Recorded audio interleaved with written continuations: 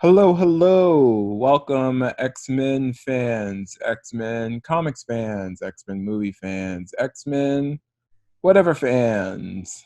Welcome to Case of the X, where we talk about the X-Men movies. I'm Shalaan. I'm Jack. I'm Devin. We put aside all of our love and our differences for the comics, for the most part. And we talk about how great or how horrible or how completely bad the X-Men movies have been throughout the years. This is our second episode, and we are going to be discussing the second movie in the X-Men franchise, X2, X-Men United. So the first thing I wanted to do by kicking off talking about X2, X-Men United, was talking about a fond memory we have associated with this movie. Can you guys think of a good memory you have with X2, X-Men United? Or X-Men 2, however you guys refer to it? When Jean died. Spoiler alert! Just kidding. I guess my most fondest memory would be like when I watched it with like a relative of mine way back when I was like 13 or 14, I guess. And they were like, your mom allows you to watch this because it's so dark and serious. I feel like that person was like, is everything okay? Yeah. It's like this naked blue chick just walking around. Devin, do you have one? I mean, not really. I guess my fondest memory of the movie was the eyes of Jason, the green and blue eyes. You just love how piercing they were.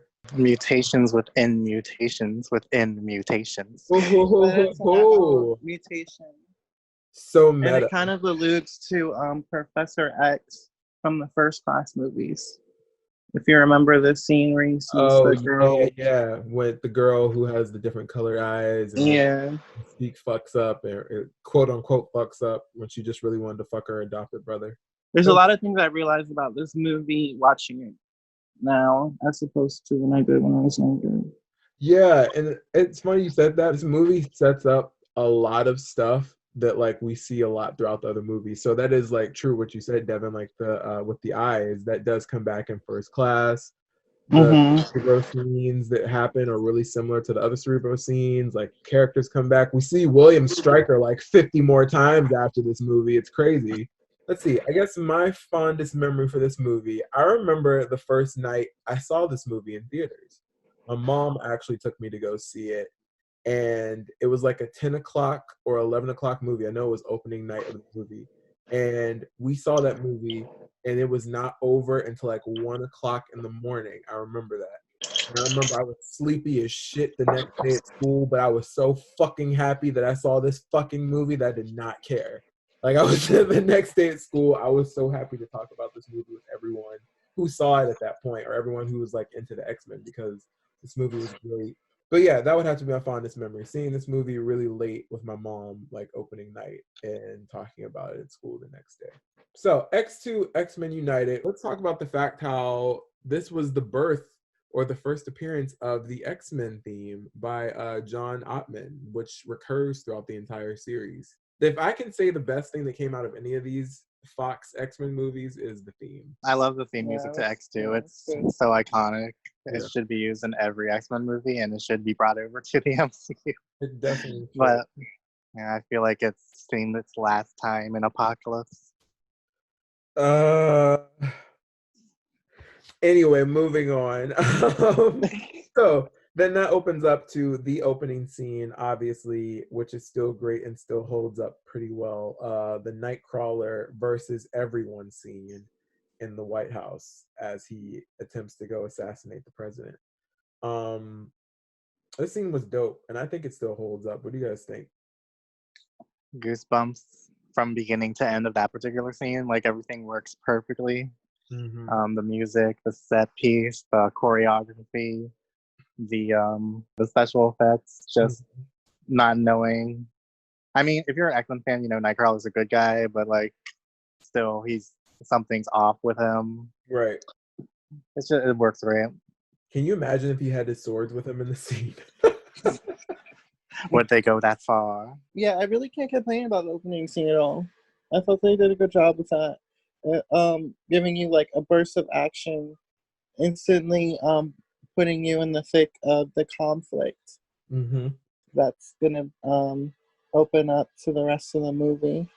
What's actually going on? And then I also wrote, poor Jackie. They just kicked Jackie out while the president is being under attack. They didn't care about her safety. For a second, I was like, "Who's Jackie?" Then I remember. Yeah, they kicked that broad out. They're like, "Nah, we gotta. You can go get shot, but not him." And then it cuts to Wolverine going to the very infamous Alkali Lake, and how his hair changes because they clearly had to do reshoots for that scene. And also, I wrote here that Logan is a lazy idiot. Why wouldn't he think to check underground? He literally went there, stood there, smelled, and got disappointed and left. He probably didn't smell anyone where he was at. They were coming in through like a chopper. And you don't really think like a secret underground base. Dude, he literally just left a school that had a secret underground base. Yeah, but that's like in a high-tech institute. It was like there was nothing there. It was just a bunch of rubble. I think my whole issue is that it's him not searching around long enough to find out that, oh, there might be an underground base. He just went there and he was just like, oh, darn. See, it would have made sense for him to at least get like a flash. We're gonna have like an inkling. So then from there, we move on to the mutant field trip at the museum. And then, I don't know, did you guys notice that all of the thoughts that Jean reads in the museum are all they're all lines and scenes in the future of the movie? Like you hear everyone else's lines throughout the movie. Did you guys notice that? Yeah. Like when Rogue, you could clearly hear Rogue say, "They're gonna kill him." Kill him! I don't know if they were like trying to say that Jean is so powerful she could like hear glimpses of the future, or I don't know. I liked it though. They were definitely alluding to the Phoenix arc. I mean, for sure. And as much as I enjoy this movie, it really sets up the downfall of the rest of the franchise. She did a really good job with this Jean, though. I felt like they showed her character out a lot more in this movie, even though she wasn't as prominent. So there's a lot of differences in the original script. I don't know if the original script to this movie is out online. If you guys ever want to like read it, it's just you just type in X-Men 2 PDF and the original one will come up. Rogue does a lot more in the screenplay, the original screenplay adaptation of this movie. In this actual food court scene, in the original scene, it's actually Iceman, Pyro, Shadowcat, and I believe Jubilee and Rogue are all in the food court scene. And Rogue, she sees him playing with the flames, and she asks him, can she try? And he lets her touch him, and she gets a little bit of his power and plays with the flames, but she's unable to control it, and he has to like step in and put it out. And that's how the guys end up seeing them at first. And they walk over to them, and there's pretty much the same exchange happens where they're like, hey, how did you do that? Blah, blah, blah, blah, blah. And that's when the professor comes in. But like, that would have been dope to see, because that would have been showing Rogue actually exploring like the positive sides of her power and be able to like control other people's shit. Yeah, and it would have gave us more reference to the scene where she borrowed his powers. Right, later on. Yeah. I still would have liked to see more of her life as a student, being friends with Shadowcat and Jubilee. Yeah, they could have had a whole different storyline in the background with Rogue and Iceman and Pyro. I think Pyro and Iceman get the most identity in that whole story than Rogue ever does. So then I think that cuts to the scene where Mystique infiltrates. Well, she has that moment where she meets William Stryker as she's Senator Kelly. And I put that they always foreshadow some really good fights for Mystique, and then they never let them happen. You can tell that they were trying to set up a Mystique and Lady Deathstrike fight that just never happens. And again, Wolverine obviously gets that fight later on, but I would have liked to see them fight. What do you guys think would have won if that fight happened? Lady Deathstrike? Yeah. Lady Deathstrike would destroy her. But I'm thinking in terms of Mystique's acrobility. I don't know how you want to say the word. and then her just being able to turn into other people, because she could have easily, though she would not have been as powerful, you're right, she could have easily shapeshifted into her and fucked her up pretty well just the same. Yeah, but a female Wolverine with And 5 claws. she already lost to Wolverine in the first movie. Didn't lose to Wolverine in the first movie, but she did manage to get away from him. And she morphed into his claws, and he cut those suckers right off. Those joints in half. Okay, true. It would have been Lady Deathstrike, but I feel like Mystique would be flipping around her just to avoid her nails. Well, Mystique's also naked, so Yeah. Yeah, she'd be scratching her ass up. So then we go to the X Mansion, where everyone is well, not everyone, but Cyclops, who is also a dumbass in this movie, is thinking that Magneto is behind the attack on the president because they haven't established a roster of villains for the X-Men in these movies, and 2, Cyclops just doesn't want to use his brain, and he automatically thinks it's Magneto. Also, Cyclops does not do shit in this entire movie again. I think he had like 14 minutes of screen time. Like, he's gone for a good 2/3 of the entire movie. Cyclops is really just not it at all in any of these films. No. After that, we see Rogue and Iceman. Their subplot in this movie about whether or not they can kiss each other. Ugh. In this scene, and then when Wolverine comes back, she's a lot more confident than she was in the first one. Like, she has the little hoop earrings, and you know the rule. What is it? The bigger the hoop, the bigger the hoe. I did not like I did not like Storm's hair as much as I did in the first movie, which is funny because I thought the complete opposite like 10, 15 years ago.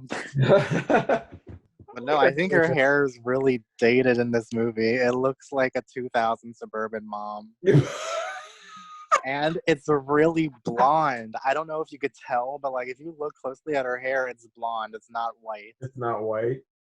I was the joke that like they always had Halle Berry just wear the same wig that she wore in Baps. I always feel like they just had her wear a variation of that wig in all these movies. I don't like Jean's hair in this either, though. She has that very much manic pixie dream girl cut that I couldn't stand. And I just did not like her hair in this either at all. Manic Phoenix dream girl cut. That's what I'm gonna call it for Jean. And then we move on to the mansion raid. The very fucked up mansion raids of them stealing these kids from their homes and from a school and neutralizing them to be taken into experimented. My notes about this scene is I feel like obviously these movies were set up to be more like dramas than like actual like superhero movies like we know today.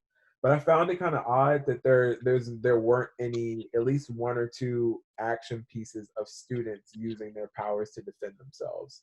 And I feel like if you're in a school full of erratic teenagers at times who have these powers, Superpowers? get some right, yeah, like superpowers, try to like use them to defend themselves. You know what I mean?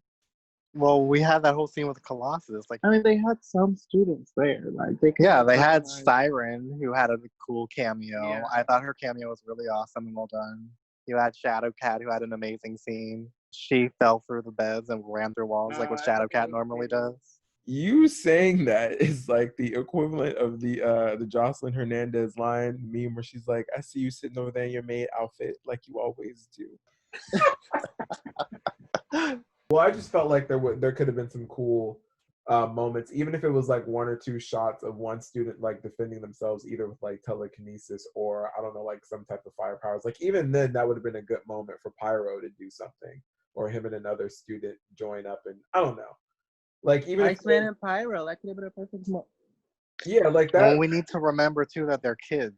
Pyro wasn't afraid to shoot down them cops. Right, he was not afraid to go after them cops at all. There would have been somebody who would have been like, "Oh hell nah."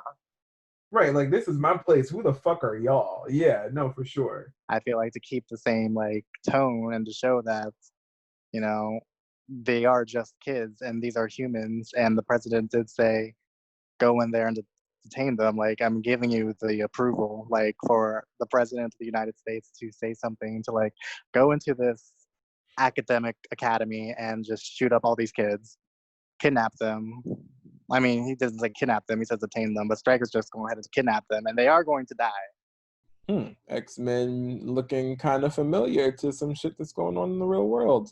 I think it would have been cool, like, with Rogue, because I feel like Rogue's going to get brought up a lot in this podcast. With Rogue, if there could have been a moment where she touches one of the military guys and she uses, like, some of their combat moves on them and knocks out one of them. Like, that would have been, like, even something small like that, or even if she doesn't even uses, like, their fighting style, she touches a few of them, like, does some stealth shit and knocks them out. In the original X2 script, the scene where Rogue is, like, begging Iceman to, like, help Wolverine, he does not want to go help him, and she grabs his arm and takes his powers, and then she goes and she creates that ice wall to protect him. Again, that would have been something cool to see. And also that it would have been cool, but that would have been way too much for her to do something like that. But it also would have alluded to the fact how Rogue has, like, a darker side to her, especially. Yeah. And then we cut to the scene where we see actual Rebecca Romaine in her regular form as Grace. And then you also her blue scaly dress. In her blue scaly dress, so meta, we love it. I put here Velcro, nice. And then you also see in the TV news report Hank McCoy, aka Beast, but in human form. Another way the X-Men movies have been really inconsistent is how they've portrayed Beast as his blue, furry, mutated self, especially since we see him in Last Stand. But then I think they tried to kind of retcon that, obviously, in the earlier movies with the fact that he can somehow go back and forth, which is bullshit, of course. After that scene is when Stryker starts interrogating Professor X, and then he brings out Jason in the wheelchair. I'm gonna bring that back to part of like the tone that was set from the first X-Men movie, where it was more like a horror. They had a lot more horror, sci-fi thriller vibes going on with it. The scene between Stryker and Professor X has amazing dialogue. The tone and the atmosphere in that scene is great. You get the reveal that he's controlling Yuriko when he brings in Jason, his son. Jason, stop it! I just realized that when he rolls Jason in his wheelchair, Xavier looks so shocked because he was once a student at the Xavier Institute, and he was the complete opposite of what he sees right now, which is literally an empty husk / vegetable of a person that was tortured, experimented on. For all we know, he could have been a really nice, well-behaved student. Yeah. And, you know, he was being abused by his parents for being a mutant, and he possibly just had enough and killed his mom because of it, and he suffered the consequences from his own father. Yeah, no, it's really fucked up too, especially when you hear how Stryker says, like, just doesn't even accept him as his son. He just says that he's dead. I mean, obviously at this point he is, because of all the torture and experimenting he's done on him, but like he always thought or felt like his son was dead because of the fact that he was a mutant and he never accepted him. So the fact that he puts his own child through that is really a dark image and thought to hold on to throughout the course of the movie. Another cool thing, a little side note about Mastermind, him being present in this is like another allusion or nod to the Dark Phoenix storyline, because he's like pretty pivotal in the comics of how he pushes Jean to have that like mental breakdown to like embrace the Phoenix. So I thought that was interesting too. They don't interact at all, obviously, in X2, but it's like nothing. Have you guys read the graphic novel this is based off of? Should have said that in the beginning, how this is based off of graphic novel. Was it God Loves Man Kills? Yeah, I've never read it. I just know about it. Yeah, same. And Devin did bring up a really good point while we were watching it. He did bring up the fact that there are like, you know, there's people like minorities that are like really into Christianity too. Like there's gay Christians. Right. There's also the fact that William Stryker is a preacher in the comics, and he's not religious at all, or doesn't seem to be religious at all in the movies. Which, when you think about it, you could have integrated the whole Christianity aspect of William Stryker into the film. If you brought in the religious factor. You don't have to keep him as a preacher. Like, you could have still kept him as a military veteran. I actually like the movie version of Stryker more as a military veteran than a preacher, because it just seems more realistic that a military vet would do what he does, because you have religious figures or people that are really into Christianity, people that use Christianity as like an anchor to form most of their arguments against gay people, against other minorities. Yeah. And it would have been a great way to show that in the film. But I understand why they wouldn't show that too, because again, this was the early 2000s. Like, it's very controversial, and I could see a studio like Fox Studios being like, no, we don't want to risk it. It's $1 million production. It would have been excellent, like him using Christianity to really bolster people against mutants, and how he developed like a whole that movement, and how mutants deal with that during that time. It would have been a different movie, of course, but it would have been better. And then I guess all that kind of skips through to Magneto's escape scene, which is really cool, which, like we talked about in the first episode, the magnetic balls that he keeps in his lair, and how the imagery of them kind of comes back when he sucks all the iron out of Officer Lorio's blood to escape. I feel like if it were made now, he would have brought that entire facility down. Explosions and everything. Everywhere. Explosions everywhere. I thought how it was done back then was just perfection. Yeah, because it was. And the way he like creates the balls, and like if you notice, like it shapes a heart when the cracks start forming together, and one of the balls that it zooms up on is a heart because he was like seduced by a woman.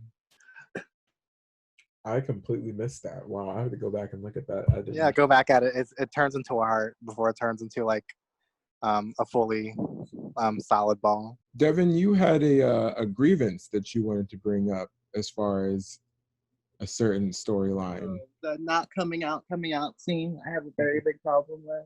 Okay, yeah, go for it. Let's hear it. Let's talk about it. Iceman just needed to be gay. They could have set up the scene in this movie for him to be gay in the last movie. Like, they could have used, why don't I get with Rogue to still appear heterosexual, because we can't physically like touch too long or I'll die. You know what I'm saying? Yeah. He gave him a coming out scene as coming out as a mutant, which would have been cute if they gave us like references that he was gay, or maybe he was into Pyro, and then Pyro broke off. You know what I'm saying? And we could have seen the tension in the last movie. Yeah. There's definitely way more tension between Iceman and Pyro than there is with Rogue and Iceman. It was such a wasted opportunity. Yeah. To make him straight. Yeah. Well, then back then though, they hadn't officially made Iceman gay, because I don't think they didn't officially make him gay until what, like 2015, right? That rumor has been around forever that Iceman's gay. There's even a Family Guy joke that Iceman's gay way back in 2000. Oh shit! Yeah, you're right. You're right. Because like the Trail of Ice is going to like a gay strip club. Yeah. Like, let's not play. Come on now. And I know the first issue when Jean, like the very first X-Men issue that ever came out, when Jean first arrives, Scott, Beast, and Angel are all like around seeing her, and Iceman's in the window looking down like, oh, what's so great about a girl? But again, early 2000s, this was like the best that they could do. It's still a coming out scene, which is so funny. And he has the support of all his gays around him, which is great. Yeah. He has his beard. His mom is just like, have you tried not being a mutant? And can we just say his brother fucking sucks? Ronnie? And we have no idea why. No idea why. Jealousy. They didn't do well enough to really expand on his family. Like, they brought his family there. His family was like not cool with it, and then that's all they got. Okay. Iceman feels some type of way, or he feels ostracized from his family. That's literally all we got. No, that's the last time you see his family. I don't think he even references to them anymore, because I guess at that point that was their Yeah, you're dead to us too, son. Bye. Yeah, I don't think Iceman would even bother to get back in contact with his family after that because they called the police on them and his teacher got shot in the head. Yeah. And all three of them could have easily died because, again, it was another one thing that X2 does really well that none of the other movies, at least from what I could think, I can't think off the top of my head that any of the other movies does, but in X2 in particular, it shows how humans react to the prejudice of mutant kind. Because you have the president. She's like, okay, go to that school and detain all of them. You have the parents that are just like, just try not being a mutant. You have the brother who's jealous of his powers and he hates him and he just calls the police on them. And then the cops are just like, put the knives down. And, no one like freaks out or automatically tries to attack them. Logan even says like, I can't. And, the cop just shoots him in the head. Yeah. I don't know. It just seems like X2 did a way better job than the other movies. And to your point also, what you said can literally be applied to, what happens in real life too, police brutality, against Black and brown people and people of other ethnicities, yeah. The X-Men, they hit home. They be hitting home. And I'm gonna tell you, I was rooting for Pyro when he started burning those cops to a crisp. I was just like, yeah, fuck those cops. Fuck the police. Fuck the police. Burn them. Burn them. Then Rogue had to ruin all the fun. Yeah, I was like, bitch. That was the first plot noteworthy thing that Rogue does throughout the whole movie. Yeah. Oh, we kind of skipped over this a bit, but the conversation between Storm and Nightcrawler. Devin, you have feelings about Nightcrawler, and not necessarily positive ones. So what about this scene rubbed you the wrong way? I feel like that was it. I feel like they were just threw that in, and then I was like, all right, that's Nightcrawler. That's Rat. Sure, I can't think of any other scenes where he really does anything or says anything. He gets the kids out, and that's it. I mean, he does things, but I can't think of any scenes where like he says anything deep or crazy. Yeah. I just want to bring it up with Storm. I never noticed this before ever, but in the first two films, and maybe even the third one too, but they kind of made her the angry Black woman. Angry Black woman who says nothing, who barely says anything. Her whole character arc, like even in the first movie, her only notable scene is just like, why are you so angry? And then like in X2, it's even like brought down even harder when Nightcrawler's just like, he said something about faith, and Storm is just like, sometimes anger can make you survive. And I was like, wow, they really made Storm the angry Black woman. Yeah.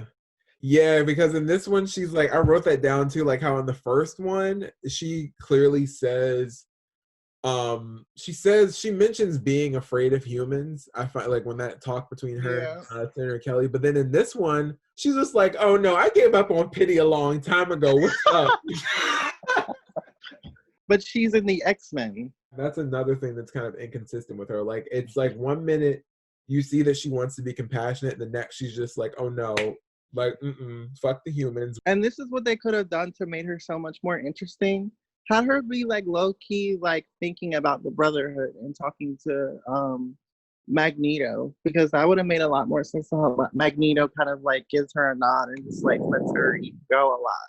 Because Magneto and Storm does have that unspoken connection. Yeah. They really do. And that would have really explained that shit and just given that whole other side to Storm where she's like, I'm really fucking with these people. That is a good character arc for her particular version of the movie. Yeah. Like, but they don't do anything with it. They don't at all. That is a really good point, because Storm in the movies definitely feels like more like she would be on the Brotherhood side, and she's only she veers closer to the dark side. Yeah. She straight up killed Toad. Yeah, she kills everybody. The tornadoes. The tornado scene in this movie. Girl.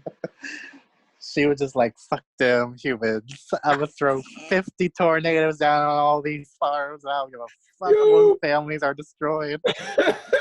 There's should have been a moment in the movie where someone was just like, Storm.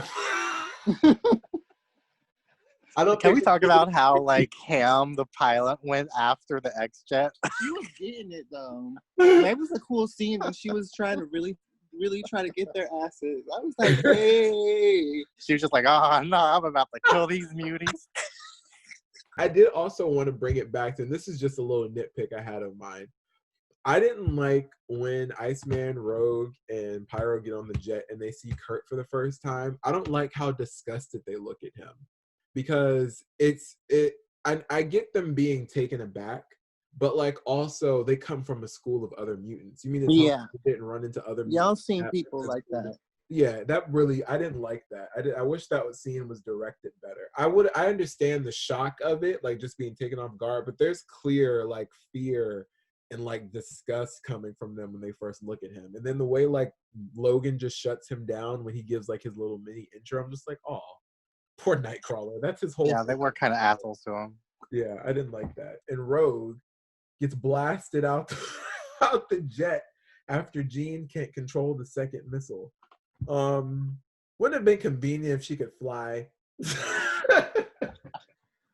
No one can fly in the movies yet. No one could. You're right, but still, it's just like, wouldn't that have been like? What if they? No, Magneto floats, but yeah, Magneto and Storm like levitate. Yeah, like 5 feet off the ground here and there. It bothers me that Rogue, Mystique, and Nightcrawler are all in a movie together and don't share a scene, nor is it alluded to like together. I cannot believe that. Yep. And for those of you who don't know, in the comics, Mystique is actually Nightcrawler's mom, and she's actually Rogue's adoptive mom. And of course, you know, Rogue and Nightcrawler have their complicated brother and sister bond, but the one thing they can like really bond over is the fact that Mystique has more or less kind of fucked them up with her mothering skills. Like Rogue and Nightcrawler have like their moment, but even still, that just doesn't compare to anything at all. And even in that moment, she looks still kind of disgusted. When she first sits down to thank him, she's just like, "Ooh, I think he stinks." Like, like she just does not want to be bothered with him at first. And that bothers me. That bothers me that the three of them exist in this movie and there's no moment between all three of them. And then there's that moment where Nightcrawler might be kind of turned on by Mystique because his tail kind of wags after that wisdom about not looking at someone else. Yeah. That's weird. It was really weird. Really, really weird. Well, I didn't interpret the whole Nightcrawler wag as like him being turned on by her. I interpreted it as like she was just like, well, he was just like, why don't you just hide like all the time? She replies to him, because I shouldn't have to. Mm-hmm. And he was just like, he was just looking at her like he was just intrigued by her because, you know, it's just another person that's blue and looks like it. And she has the power to transform and hide herself, and Nightcrawler doesn't. Nightcrawler wants to look like a normal person. Yeah, no, I mean, I get the message between their conversation. It comes off very much like, you know, I appreciate that and I respect that about you, that you don't choose to look like other people when you could. But I don't know. I feel like the tail wag just adds that extra layer to it, which makes it weird. Like, I like that exchange between them a lot. It's just the tail wag in the back, especially since we've never seen him do that before in this movie. It was just kind of like, huh? That's your mom? And then also, the funny thing how that whole scene foreshadows Mystique as a character in the rest of this franchise. Isn't that sad? I don't want to think about it. I thought Wolverine should have got with Mystique, though. It would have made sense. Well, that's a thing, too. That's another thing that I feel like this movie, I wish they had touched on or done the movies. Wolverine and Mystique have a past together. Like, they've been a thing before. And I thought that would have been a good way to allude to that in this movie if they decided to do that. Because clearly, she wants the dick. She got impaled before, and she wants to be impaled again. I did think it was weird that when Mystique was making out with Wolverine, she was like, "What do you want?" And she turns into Storm. And then she turns into Rogue. Yo, he was contemplating it, though. Did you see that? After she turned into Rogue, he was just like, do I? Yeah, I was like, what the fuck? And then she turned into William Stryker, and then it was on. Yeah, that was when he really got a hard on. He was just like, nah, bitch, get out. You tapped into something I was not ready for. Daddy issues. What do you really want? I felt like she should have turned into Jean and they should have fucked. And that would have made way more sense. And add some complexity to Wolverine as a character. Like, oh my god, she's not some perfect badass all the time. Like, he has like a weakness, which he does, which is pussy. Yeah. He should have fucked her. That made no sense. Oh, get out. Get out. I probably have got no pussy. Get out. You're absolutely right. Because like now it just doesn't make sense. What's the point? What was the point of that scene then? What did you do? Yeah. What's the real thing? Nah, Wolverine's an animal at the end of the day. He should have fucked. Yeah. If Mystique left out the tent looking like her and they looked at each other, that would have been dope. That would have been so good. So then we go to the scene on the jet. Rogue and Iceman looking at the X-Men uniforms and figuring out when they get their own after being on the team for only like 15 minutes.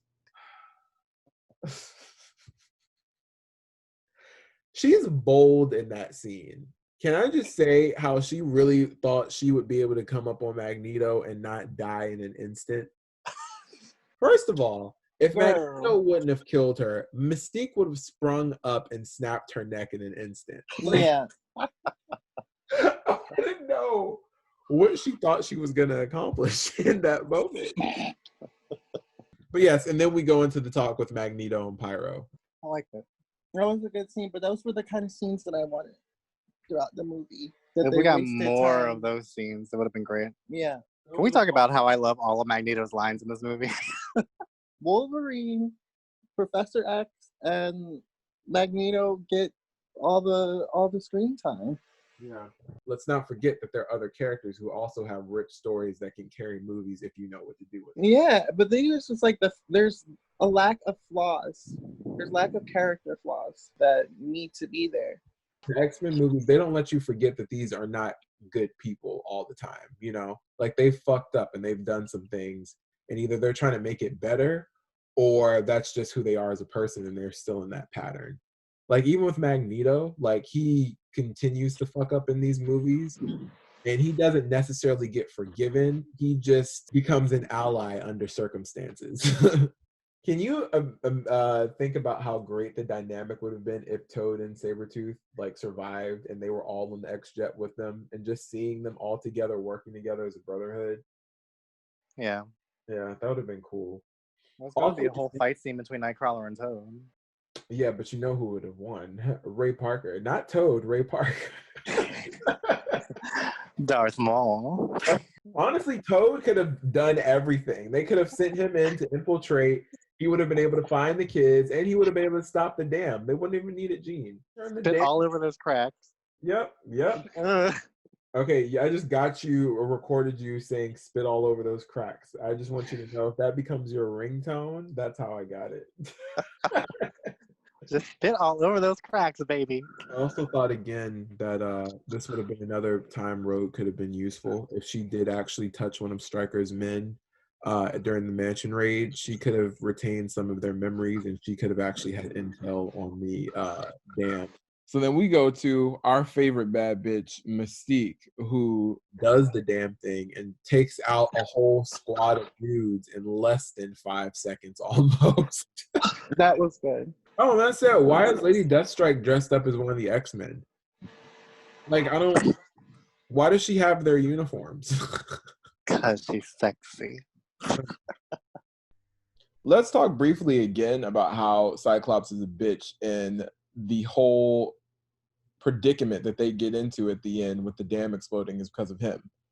He's the one who gets kidnapped, who gets brainwashed, ends up finding Jean, and then can't control himself, and then just boom. It's all his fault. Well, that's more like he's the reason Jean died. And then we get the Wolverine and Lady Deathstrike fight, which is amazing and still holds up. And they cut out like half, like the whole middle portion of that battle. One of them throws the other one into the X-rays, and well, I think Wolverine throws Lady Deathstrike. It could have been Lady Deathstrike to throw Wolverine, but once they get up, like You know the scene where like she spins Wolverine around, starts stabbing the fuck out of him, then throws him over on top of the adamantium. They're like slashing each other, and Wolverine stabs her through the hand, and then she stabs him in the gut, and then he stabs her in the gut, and then she stabs him with the other hand. I know what you're talking about. I've seen that. And then like she does the backflip, and then he stabs her like it looks like the lower stomach or the cooch, and then she flips over and throws him up and starts stabbing the hell out of him. Her best moves in that whole fight is when she does that cat thing where she's just like going into his back and just yeah. And then when she puts her nails through his throat when she's like underneath him on the like little conveyor belt thing, that was dope. She's a vicious one. Definitely deserved to show up later on. And nothing to harken back between Wolverine and Lady Deathstrike. Oh, they have that moment where they do look at each other like right before she dies. So it makes it seem like there might be something there, or she could just be getting her memories back. I don't know. And for those of you who don't know, Wolverine and Lady Deathstrike actually do have a history in the comics. They're on again, off again lovers / enemies. Lady Deathstrike ends up becoming like a cyborg, and she's mad at him because he inadvertently had something to do with it. And it's just they have a very tumultuous relationship. Kelly Hughes is a really great actress in this, even though she had no lines like Mystique. She has great facial expressions. So like when she's dying, you can see all this sorrow and regret in her face when she's dying. I think it's a really underrated and beautifully acted scene. In my own dream world where the X-Men movies are perfect, I also wish like Lady Deathstrike came back for like the Wolverine or Logan, like when the Reavers are in Logan or when Wolverine goes to Japan. Both places Lady Deathstrike could easily come back in, but then as I was rewatching the movie, I was like, damn, they really can't bring Lady Deathstrike back because she fell into the water and she most likely drowned to death. She got filled with adamantium. Well, she could have survived that. It's a comic book character. They could find a way to like do that. Wolverine got covered in adamantium in the comics and survived that. And also the fact that the dam blew up. Oh, right. Yeah. She got crushed with even more water. So there's like, what the fuck? But Lady Deathstrike's dead. Or she's just laying in the bottom of the lake and forever eternal hell. Oh no, Jack! Oh no, she's dead. I think I prefer her to be dead. I prefer her to be dead. So then we see, obviously, Magneto gets Mastermind to kill all the humans after William Stryker has had him do the whole kill all the mutants thing. And that lasts for a quick second until Storm shows up. And again, she's like, I want that smoke. What the fuck is good? So then we get to everyone rushing to the X-Jet. And then, of course, Rogue does another noteworthy thing in the plot where she flies the X-Jet horribly. But she does it so bad that the jet is fucked up. So now they're struggling to get back in the air. So good job on that, Rogue. And that leads into how Storm and Iceman ain't shit, because Iceman and Storm could have easily helped Jean out in this situation if they really wanted to, and they did not. And also, if these movies let Jean be great, if we're being honest, she should have been able to hold back the water, levitate the X-Jet and herself. But even that's what just would make sense. She's tapping into her fucking Phoenix power. Like, she can do anything. Yeah. She's not gonna die. That's for sure.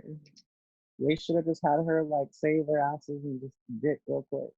I feel like if this were to come out now, Jean, what would have happened was Jean wouldn't have died or sacrificed. Actually, no, she would have sacrificed herself because she's still a female character. But a good way they could do it is if while she's holding back the water in the X-Jet, she taps into that Phoenix power, and as she levitates the jet, she would have levitated too into the bird. I think that would have been cool. Or I meant just change her personality completely in the third movie. Yep. And it's then not Jean anymore. Yep. And then that could have led into like Last Stand, and then like the whole movie is like them trying to figure out what the fuck is going on with Jean because she was wilding out. Yeah. I give Iceman a slide just because he was a student, but Storm should have known better. Yeah, Storm was a straight asshole for that. And the way she looks down to the water, she's like, oh no. She's dead. Sorry, boo. So the jet goes away, and then we get that really, really awesome scene in the Oval Office right when the president is about to address everyone. I love that scene so much because I think that's the first time we actually see them as a whole team, like as a whole roster, as a team. Even though they are just standing there in the dark, they still look pretty cool, I think, together as a team. I like the lineup in that scene. Yeah. Yeah, these movies actually have, some of them anyway, have pretty decent rosters. They get really underutilized. I remember as a kid thinking that when Professor X called Rogue, I thought that he was telling her to go touch him. I thought he was telling her to go touch him, like, as punishment for sending Stryker's men after them. I was like, oh shit, they're about to do that? Oh, she's handing over files. And again, like you've been saying, Jack, that actually really added on to the horror movie element too that they played up. Just Storm standing there, she looks very haunting, and then like obviously when the lightning comes up, you get that jarring first look of them all together amidst all those congressmen or whoever the fuck is there in the Oval Office. And then we go on to one, or the first of many man pain scenes about Jean. And then that moves into Jean's final closing scene monologue about evolution. And we see the Phoenix bird. Foreshadowing. We love it until we don't. So that means we're now at the end. So any final thoughts on the movie? I just felt like it was just kind of slightly misogynist how even the female characters in this movie kind of took a back seat. Yuriko had no character whatsoever. I don't think she even said anything. Did she say anything? She has one line. She says, "What are you doing here?" I don't know. That's been a very huge thing in the X-Men movies where clearly some like pretty badass female characters end up just being henchmen in all these movies when they should be actual full-length villains. Yeah, Lady Deathstrike is completely disrespected in this film. Yeah. The original movies definitely do have a very underutilized cast, and it kind of feels like they're just kind of there just to get an audience and not really there to You have post 90s Halle Berry. Halle Berry was popping, right? Yeah. Halle Berry is one of the biggest actresses during this time, and she's playing a Black superhero with a rich history, and she can't act. She can't act the role because she doesn't have enough dialogue to give her character any character besides being angry. You have James Marsden. You have Anna Paquin.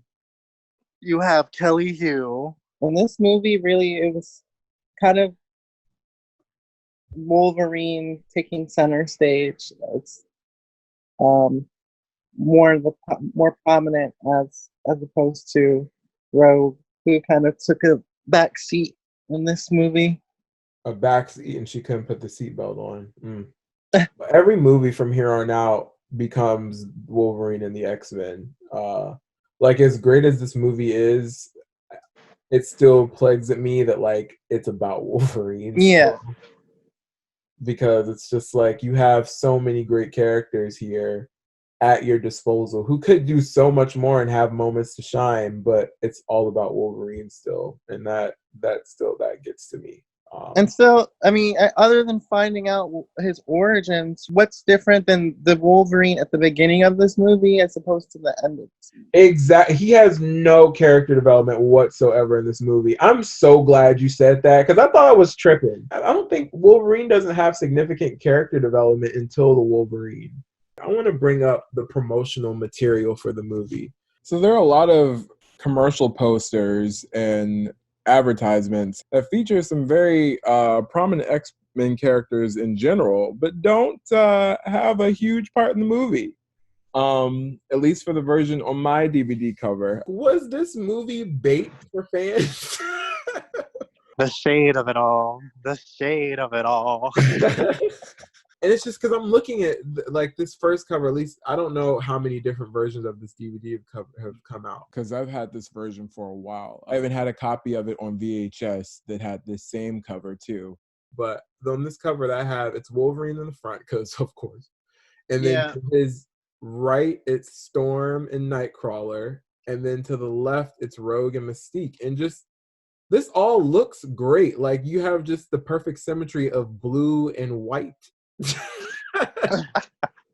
And I love it. But there's no follow through. The promotional material is very misleading. And it's just.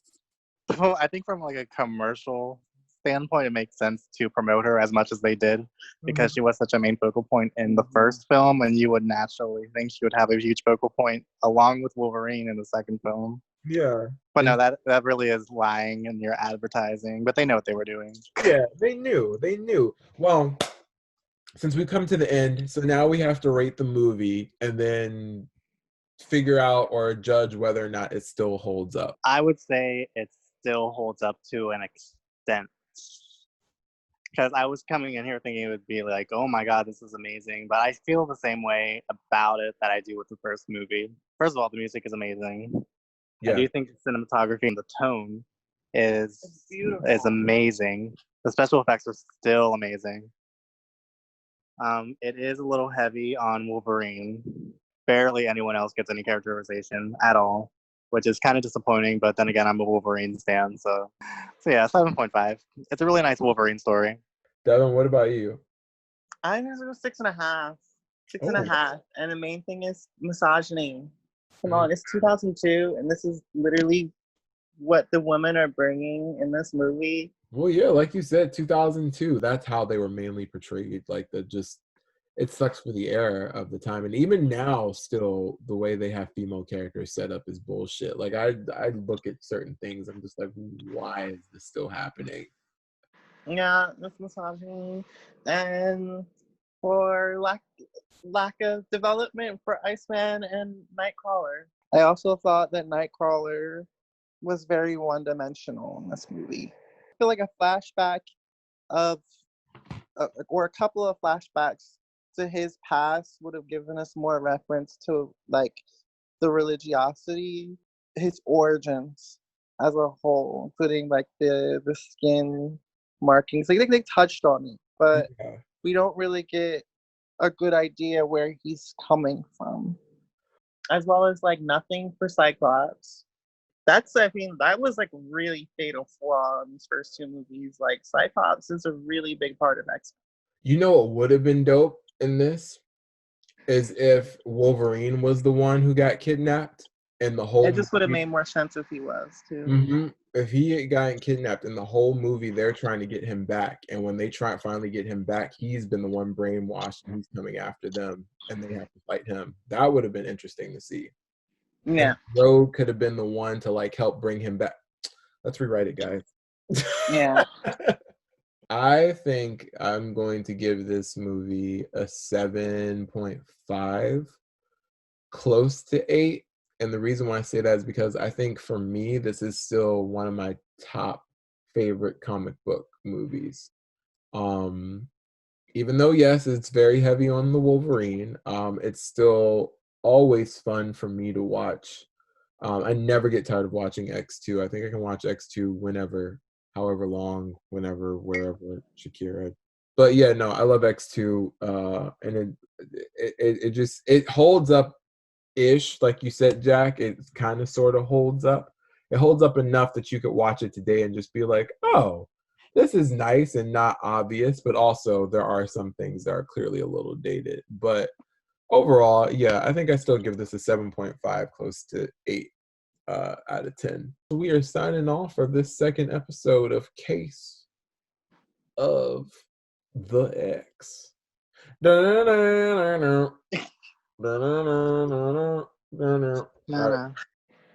Bye, everybody. Bye. Have a good one.